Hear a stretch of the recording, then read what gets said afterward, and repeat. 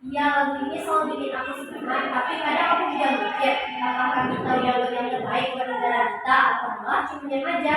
Lagu ini mengira kita akan tanggung jawabnya. Tapi terkadang aku merasa apa yang bisa kita lakukan di tengah dunia yang sangat seperti ini. Justru itu kecil atau besar yang kita lakukan pasti sangat berarti. Sebenarnya sebenarnya adalah sebuah kerja yang itu juga sudah luar biasa. Tapi kalau hanya sekedar saling mendukung, apa itu cukup? Kita harus lebih dari itu. Bangun pemudik bermuda, berarti kita harus bergerak, bukan hanya menunggu.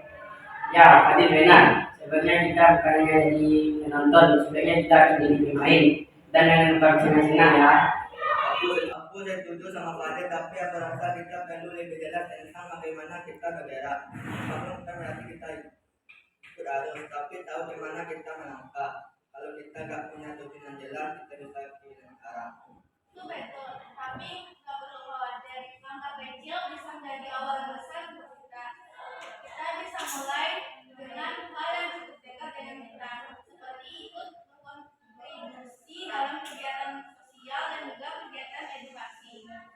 Mungkin aku memang belum fokus pada apa yang belum kita capai, tapi aku sadar setiap perjalanan mulai dari langkah pertama. Kita harus bangun, bergerak, dan berani bermimpi. Semua memiliki peran.